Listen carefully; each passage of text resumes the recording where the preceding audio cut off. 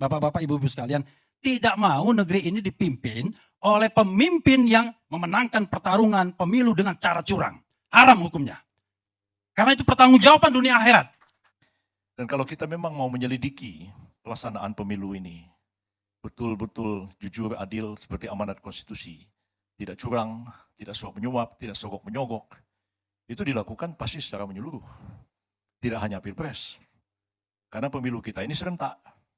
Pilpres, kemudian DPR, DPR Provinsi, DPRD, DPRD Kabupaten Kota, DPD. Dan tadi Pak Deddy Sitorus mengatakan, semua ini uang. Untuk jadi anggota DPR pusat aja 20-30 miliar. Kabupaten mungkin 45 miliar. Jadi panitia angket DPR yang terdiri atas partai-partai itu, yang malam ini ada 3 orang tokoh. Ada Pak Pipin dari PKS, ada Pak Deddy dari PDIP, Pak Maman dari Golkar. Mereka juga akan melidiki dirinya. PDIP dapat 19% itu nyogok apa enggak? PKS dapat 70% itu nyogok apa enggak? Golkar dapat 15% menurut quick count itu nyogok apa enggak? Kalau tadi dibilang untuk satu anggota DPR perlu 20-30 miliar, apa 19%? PDIP dapat kursi itu, kalau diangkakan 110 kursi, 110 kali 30 miliar atau tidak?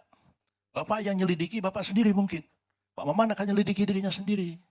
Lalu apa orang mengatakan, ini cuma dagelan aja ini angket ini? Itu pertanyaan Pak. Saya sebagai ketua partai PBB yang nggak kebagian kursi, ya saya senang aja nonton. Ya, oh rupanya bapak-bapak ini dapat 19%, 15% nih, keluarnya 30 miliar satu orang. Ya PBB nggak dapat kursi, ya nggak satu perak pun keluar uang. Berarti ya kami partai yang paling jujur di Republik ini. Dibandingkan 3 yang hadir malam ini, Golkar, PDIP, PKS. Itu dia. Nah ini kan nanti akan terbuka semua. Nah, cuman karena angket ini digulirkan oleh Pak Ganjar, tidak didukung oleh Pak Mahfud, tapi disambut baik oleh Pak Anies, dan fokusnya itu adalah kepada Pilpres. Nah, lalu timbullah wacana. Saya ditanya, bisa nggak diadakan angket kecurangan pemilu? Saya bilang yang mau diangket siapa?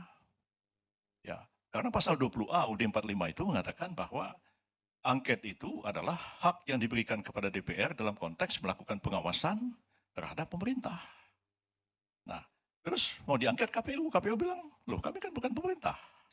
Nah, menjadi debat juga apakah KPU itu bisa menjadi subjek pelaksanaan hak angket atau tidak. Itu debat konstitusional juga. Kedua, hak angket ini karena digulirkan oleh Pak Ganjar, kembanglah wacana. Ini bukan cuma sekedar angket. Karena kita tahu bahwa kalau Pak angket atau interpelasi dilakukan, ujung-ujungnya kan bisa muncul pernyataan pendapat di samping rekomendasi.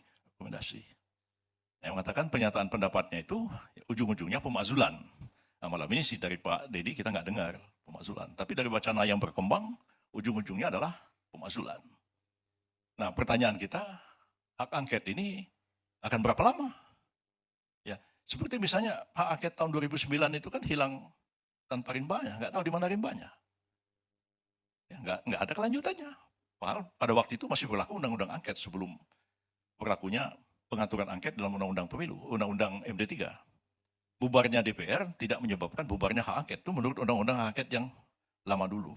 Tapi kan hak angket DPT itu nggak tahu di mana kuburnya, di mana rimbanya, nggak ada hasilnya. Itu terjadi. Nah, hak angket ini kan bisa nggak ada tenggat waktu. Bisa aja sampai lewat. Karena prosesnya kan lama. Ya, ini masih reses, pembentukan panitia angketnya, segala macam.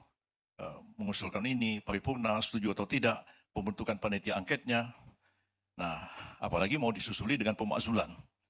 Panjang lagi, jangan-jangan lewat 20 Oktober, lalu panitia angketnya belum selesai, proses pemakzulnya belum selesai, masa jabatan presidennya sudah selesai. Nah, menurut saya sih sebenarnya ini harus tetap dijaga kelangsungan negara kita ini. Tanggal 20 Oktober itu suka atau nggak suka, ya presiden baru harus dilantik. Kalau tidak akan terjadi kevakuman kekuasaan yang tidak menguntungkan siapapun di negara kita ini. Sebab presiden habis masa jabatannya, menteri bubar, triumvirat bubar, ya yang ada tinggal Panglima TNI dan Kapolri, nggak tergantung pada masa jabatan presiden. Ya, akhirnya di tangan mereka lah kekuasaan negara ini dalam situasi vakum. Nah, itu yang saya kira harus kita pikirkan dalam-dalam tentang penggunaan dari hak angket itu sendiri. Nah, eh, kalau kita lihat juga sebenarnya pelaksanaan angket yang berdasarkan pada pasal 20A dari Undang-Undang 45 itu eh, selain memang akan memakan waktu, tidak berujung, tapi gonjang-ganjing politiknya kita nggak tahu akan kemana. Pasti keributan-keributan yang akan terjadi, protes-protes akan terjadi. Dan karena itu saya sebenarnya tidak cenderung mengatakan harus melakukan hak angket, ya, kalau memang hak angket itu ditujukan untuk hasil menyelidiki kecurangan dan ujung-ujungnya kan adalah hasil pemilu itu sendiri. Nah, saya memang pernah berpendapat, yang tadi dikutip oleh Pak Refli Harun, itu tahun 2014. Ya, 2014 sebagai ahli, saya dihadirkan di MK, pada waktu saya mengatakan, MK itu mestinya tidak lembaga kalkulator. MK itu bisa membatalkan hasil pemilu kalau pemilu itu kecurangan. Tapi pendapat saya itu ditolak oleh majelis hakim. Ya, dalam putusan MK pendapat saya itu ditolak. Dan kalau pendapat itu sudah ditolak oleh majelis hakim, pendapat itu nggak bisa dijadikan argumen lagi di pengadilan. Kalau menjadi pendapat akademik di kampus ya boleh aja. Nah, jadi bagi saya sebenarnya kalaulah ada anggapan bahwa pemilu ini terjadi kecurangan yang didalilkan itu TMS begitu ya, ya silakan saja TMS itu dibawa ke Mahkamah Konstitusi itu dibuktikan. Walaupun memang kita mengetahui bahwa sistem pembuktian kita itu juga tidak mudah di Mahkamah Konstitusi. Karena kan hanya 1 minggu sesudah diumumkan tanggal 20 Maret nanti sudah harus mengajukan permohonan ke MK oleh pihak yang menolak hasil akhir yang diumumkan KPU itu sebagai objek sengketanya. Dan kemudian ya MK juga ada batas waktunya untuk memutuskan perkara itu. Nah, apakah sekarang ini panitia angket itu bisa diandalkan untuk menyelidiki di mana kesalahan, di mana kekurangan, di mana ketidakbaikannya, dan untuk direkomendasikan untuk masa yang akan datang? Saya sendiri nggak yakin panitia angket itu akan mampu melakukan itu. Karena semua punya kepentingan. Ya, partai-partai punya kepentingan di situ. Mau menyelidiki kekurangan kelemahannya dan juga mau melindungi kesalahan-kesalahan kepentingannya sendiri. Apa nggak lebih baik diserahkan aja? LIPI misalnya sudah pernah membuat satu kajian terhadap pelaksanaan pemilu. Kalau sekarang mereka diserahkan kepada BRIN atau dibentuk satu tim yang terdiri dari para akademisi untuk menyelidiki betul-betul sistem pemilu kita ini yang seperti apa, yang idealnya.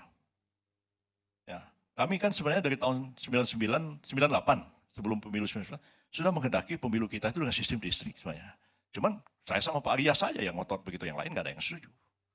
Nah, sekarang ini dengan sistem proporsional terbuka seperti sekarang kan sudah kita lihat hasilnya.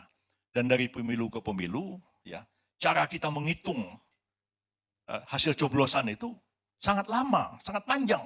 Dan itu membuka peluang terjadinya kecurangan-kecurangan di mana-mana. Dan itu sudah kita ketahui semua kok hal seperti itu.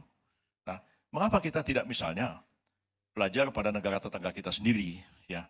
Malaysia sejak awal menerapkan sistem distrik. Filipina sistem proporsional, tapi sudah digital pemilunya, pakai handphone udah sekarang.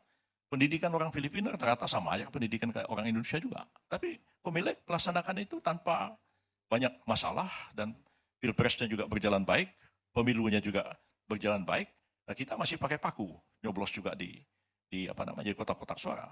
Nah, apa kita tidak terpikir untuk memperbaiki sistem pemilu kita ini supaya tidak biaya tinggi, tidak terjadi suap menyuap, tidak menjadi sogok menyogok. Nah, termasuknya juga tadi yang sudah dapat kursi berapa? Uang sogoknya, yang disogok siapa? Pemilihnya yang disogok, KPPS-nya disogok, atau KPU-nya yang disogok? Atau seperti apa?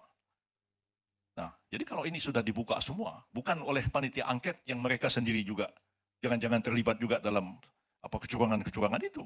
Lebih baik diserahkan kepada satu tim akademisi yang independen untuk melakukan satu penyelidikan dan apapun hasilnya kita terima untuk memperbaiki sistem pemilu kita sekarang. Dan sekarang Pak Prabowo juga dalam beberapa kali pidato mengatakan, ya bagaimana kita harus memperbaiki sistem pemilu kita, sistem demokrasi kita, ya yang akan datang ini supaya hanya jangan yang bisa jadi politisi pemimpin itu hanya kalau nggak orang yang punya akses pada kekuasaan, orang yang punya duit. Ya. Bagaimana supaya ini bisa maju? Orang-orang seperti saya ini kan produk awal 98, ya. yang bisa masuk ke arena politik, duit nggak punya. Bapak saya disebut di Jakarta ini nggak ada yang kenal nama bapak saya. Kalau Gibran disebut orang tahu itu anak Pak Jokowi.